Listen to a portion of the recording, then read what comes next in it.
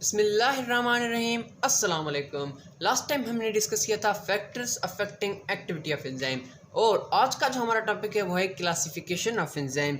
लेकिन classification of enzyme से बढ़ने से पहले मैं आपको इसके एक खासियत बता दूं कि क्लासिफिकेशन ऑफ एंजाइम हमारे यहाँ एक ऐसा टॉपिक है जो कि हमने पहले कभी नहीं डिस्कस किया। मतलब इसका कि नाइन्थ की बात कर लें या फिर आप मैटर की बात कर लें वो आप क्लियर करके आए, लेकिन उसमें इस तरह की क्लासिफिकेशन नहीं थी जिस तरह मैं आपको आज पढ़ाने वाला हूँ। क्लासिफिकेशन ऑफ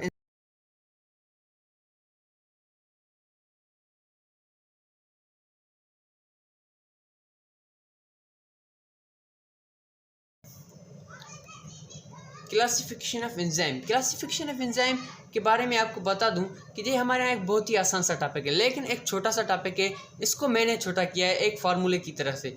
फार्मूला कौन सा है, चलिए बढ़ते हैं आगे। फार्मूले की तरफ से एक ऐसा फार्मूला कि आपको मदद करेगा एमडीकेट में एक बहुत ही आसान तरीके से क्लासिफिकेशन ऑफ एंजाइम को याद रखने में। किस तरह याद करते हैं इसको और कौन सा फार्मूला है, चलिए बढ़ते हैं अपने। तो मैंने जो फार्मूला बनाया है उसको मैंने ऑथलिल का नाम दिया है। कौन सा नाम? ऑथलिल, OTHLIL। ये मैंने शॉर्ट फॉर्म क्लियर किए हैं। ऑथलिल निकाल के क्लासिफिकेशन ऑफ एंजाइम को मैंने पूरा का पूरा यहाँ पे क्लियर कर दिया है। चलिए बढ़ते हैं आगे। ऑथलिल का क्या मतलब है और हमें इसका क्या फ़ायदा है, क्योंकि मैंने जो ये फार्मूला बनाया है एक बहुत ही आसान सा फार्मूला, ताकि आपको हर टेस्ट में याद रहे एक आसानी से। ऑथलिल का मतलब, चलिए बढ़ते हैं आगे। ओ से क्या आता है हमारे यहाँ? अगर ओ की बात करें तो सबसे पहले ओ पे आता है हमारे यहाँ ऑक्सीडो रिडक्टेज। एक ऐसा नाम है, मैं यहाँ पे पहले लिख देता हूँ, ऑक्सीडो रिडक्टेज। इसका क्या मतलब है कि ये एक कैटेगरी है एंजाइम्स की। इसमें कौन से एंजाइम आएंगे जो कि हमारे यहाँ ऑक्सीडेशन और रिडक्शन का काम करेंगे। ऐसे एंजाइम जो कि हमारे यहाँ रेस्पॉन्सिबल होते हैं ऑक्सीडेशन के और रिडक्शन के, उस एंजाइम को हम ऑक्सीडो रिडक्टेज की कंपनी में या फिर आप कह लें कैटेगरी में रखते हैं, ताकि आपको पढ़ने में आसानी हो जाए। मैं आपको एग्जांपल देके समझाऊंगा, लेकिन इससे पहले लिख दें कि इसका क्या काम होता है और उसमें कौन से एंजाइम्स आते हैं जो कि हमारे यहाँ सबसे पहले क्या करवाएं, ऑक्सीडेशन, उसके साथ रिडक्शन। ठीक है, एग्जाम्पल्स की तरफ बढ़ने से पहले मैं आपको सब कुछ समझा दूं कि ऑथलिल मैंने क्यों लिखा है, नहीं तो ये टॉपिक पुराना हो जाएगा। उसके बाद आता है हमारे यहाँ टी फॉर ट्रांसफरेज। नाम से ही जाहिर है इसका क्या मतलब होगा, ट्रांसफरेज, जो कि हमारे यहाँ ट्रांसफर करे एक ग्रुप को दूसरे ग्रुप की तरफ, ट्रांसफरेज। ठीक है, इसके अभी एग्जाम्पल की तरफ आते हैं कि transfer one group to another. इसमें ऐसे एंजाइम आएंगे जो कि हमारे यहाँ ट्रांसफर करने का काम करेंगे, उसको हम ट्रांसफरेज की कैटेगरी में रखेंगे उन एंजाइम्स को। ठीक है, ऑक्सीडो रिडक्टेज वालों को ऑक्सीडेशन और रिडक्शन करवाने वालों को ऑक्सीडो रिडक्टेज की कंपनी में, और ट्रांसफर करवाने वालों को हमने ट्रांसफरेज की कैटेगरी में रखा। इसके बाद आता है एच फॉर हाइड्रोलेज। हाइड्रोलेज मतलब ऐसे एंजाइम जो कि हमारे यहाँ कौन सा काम करें, हाइड्रोलाइसिस का। हाइड्रोलाइसिस का क्या काम होता है, ब्रेकडाउन ऑफ वाटर। मींस इसमें ऐसे एंजाइम आएंगे जो कि हमारे यहाँ वाटर की ब्रेकडाउन करवाने में हमारे यहाँ रेस्पॉन्सिबल होते हैं। उन एंजाइम को हम हाइड्रोलाइज की कैटेगरी में रखेंगे। तो मैं यहाँ पे लिख देता हूँ कि इनका काम क्या होता है, हाइड्रोलाइसिस करवाना। ठीक है, उसके बाद आता है L for lyases, LYASES, lyases. Lyases का क्या काम होता है, to remove one group, to remove one group. बात को समझने की कोशिश करें, टू रिमूव वन ग्रुप। ये था ट्रांसफर वन ग्रुप, ये है रिमूव वन ग्रुप।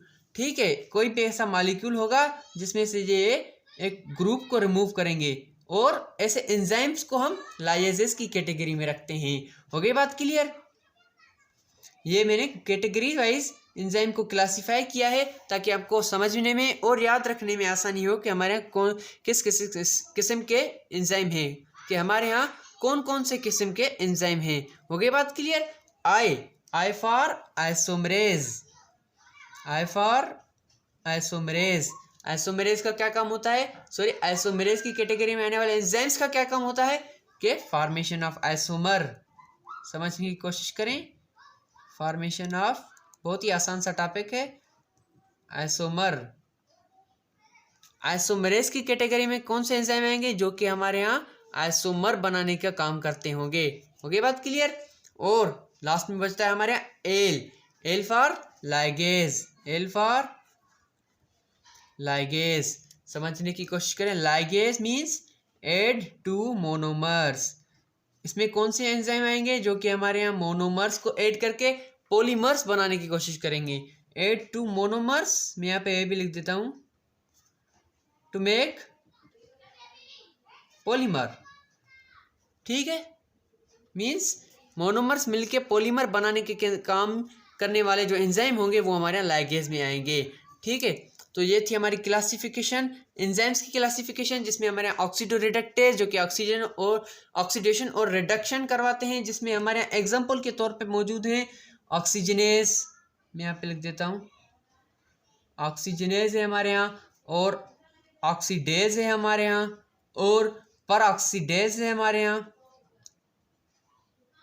ये नाम और भी बहुत सारे होते हैं, एटसेट्रा कर देते हैं। ठीक है, मीन्स ऐसे वाले एंजाइम जो कि हमारे यहाँ ऑक्सीडेशन और दोनों रिडक्शन दोनों काम करवाने के रेस्पॉन्सिबल हो, वो हमारे यहाँ ऑक्सीडोरिडक्टेज की कंपनी में आते हैं। ट्रांसफरेज, ट्रांसफरेज के बाद आता है हमारे यहाँ हाइड्रोलेज। ट्रांसफरेज का फिलहाल मेरे पास कोई एग्जांपल नहीं है, लेकिन मैं इसको वीडियो की डिस्क्रिप्शन में मेंशन कर दूंगा, वहाँ पे आप देख लेना ज़रूर भी। ठीक है, हाइड्रोलेज, हाइड्रोलेज मीन्स जो हाइड्रोलाइसिस कराएं। हाइड्रोलाइसिस करवाने में हमारे बहुत से एंजाइम होते हैं, लेकिन ये डिपेंड करता है, अलग अलग रिएक्शन में अलग अलग एंजाइम रिस्पॉन्सिबल होते हैं हाइड्रोलाइसिस करवाने के। तो मैं यहाँ पे एक एग्जांपल लिख देता हूँ आपको बताने के लिए कि ये हमारे यहाँ सक्रेज, सक्रेज हमारे यहाँ हाइड्रोलाइसिस करवाता है, लेकिन बहुत सारे ऐसे भी एंजाइम हैं जो कि डिफरेंट केमिकल प्रोसेस में हाइड्रोलाइसिस का काम करते हैं। ठीक है, ये डिपेंड करता है केमिकल प्रोसेस पे। Lyases, lyases means to remove one group, ऐसे एंजाइम जो कि ग्रुप को रिमूव करें एक बड़े ग्रुप से, उसमें आता है हमारे यहाँ डी कार्बोक्सिलेज। नाम से जाहिर है, डी कार्बोक्सिलेज मीन्स ये कार्बन का ग्रुप जो है डिक्रीज कर रहा है। डी मीन्स कार्बन का ग्रुप यहाँ पे रिमूव कर रहा है, डी कार्बोक्सिलेज। और भी बहुत सारे एंजाइम होंगे जो कि हमारे लाइजेज की कैटेगरी में आएंगे। उसके बाद है हमारे isomerase, means formation of isomer. कौन कौन से ऐसे एंजाइम हैं जो कि हमारे यहाँ आइसोमर बनाने की काम करते हैं या फिर आइसोमर बनाने के रिस्पॉन्सिबल होते हैं। उसमें हमारे यहाँ साफ जाहिर है फॉस्फोहेक्सोस आइसोमरेज, फॉस्फोहेक्सोस आइसोमरेज। नाम थोड़ा सा बड़ा है लेकिन बहुत ही ईजी है, फॉस्फोहेक्सोस आइसोमरेज। ठीक है, फॉस्फोहेक्सोस आइसोमरेज, ये हमारे यहाँ आइसोमर बनाने का काम करते हैं। लाइगेज, लाइगेज में मीन्स जो हमारे यहाँ मोनोमर मिलके पॉलीमर बनाने का काम करें, वो हमारे यहाँ लाइगेज। इसमें हमारे यहाँ आता है पॉलीमरेज, साफ जाहिर है नाम से ही पॉलीमरेज, जो कि हमारे यहाँ पॉलीमर बनाने का काम करे। ठीक है, ये था हमारी क्लासिफिकेशन ऑफ एंजाइम, जो कि मैंने आपको एक फार्मूला वाइज बता दी ताकि आपको क्लियरली समझ में आ जाए। Hope you understand the lecture clearly. तो मिलते हैं फिर नेक्स्ट वीडियो में, तब तक के लिए अल्लाह हाफिज़।